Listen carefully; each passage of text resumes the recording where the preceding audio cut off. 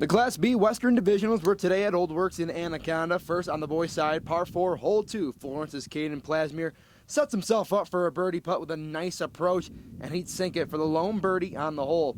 Then it's Anaconda's Nathan Connolly trying to get himself out of some trouble, coming up just short on that putt. He'd tap in for bogey on his next stroke. Manhattan's Bryce Stubbs sets himself up for a 2-putt after this chip shot, sits about 15 feet from the hole. He'd collect a bogey on that one. Over to Jefferson's Preston Field in a really nice approach shot, rolls within 5 feet of the hole. He'd sink the putt for par. Now we go over to the par 3 hole 4, and Three Forks' John Jenkins sets himself up for a small putt to save par, but he'll tap it just wide of the hole. He'd have to settle for bogey.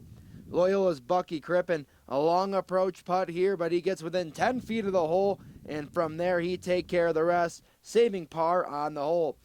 Then we go to Townsend's Cody Gravely, and same story here. Long putt about 5 feet out. He had 2 misses, and he just barely misses on that putt. He'd tap it in for bogey on the next stroke. Big Forks' Brandon Hopkins having some difficulties on this hole. He's got a long par putt that misses, and he would too miss a close one, and would have to tap that one back in for double bogey on the hole. Switching over to the girls' par 3, 17 Tompkins Falls. Megan Baxter's birdie putt just rims out, but she'd tap in to save par. Long birdie putt for Big Forks' Carly Stagio. She comes up just short and would have to 2-putt her way to a bogey on this hole. Anaconda's Claire Miller saves par with her 10-footer after a clean approach. Ashby McCormick up next, and the Manhattan Tiger hits that putt for a bogey.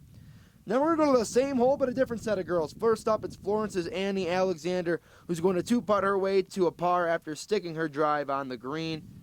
Then Manhattan's Jasmine Grossman leaves the par putt just short, so she'd tap in for a bogey. Next up, Townsend's Bella Brown leaves the par putt out within 5 feet, but then she finds a stroke of bad luck and has to 2-putt from there for a double bogey on 17. Finally, Loyola's Katie Fagg with a nice approach shot on her second shot, puts her within 10 feet, and then on the ensuing putt, she nails it for par. Not making too many mistakes. I mean, the greens are hard to score on just because it's early in the year. It's like that in a lot of places. So just good course management, I guess, is what I would attribute my score to today. I think everything's starting to come together with short game and full swing at the same time, which is exactly what you want heading into state next weekend.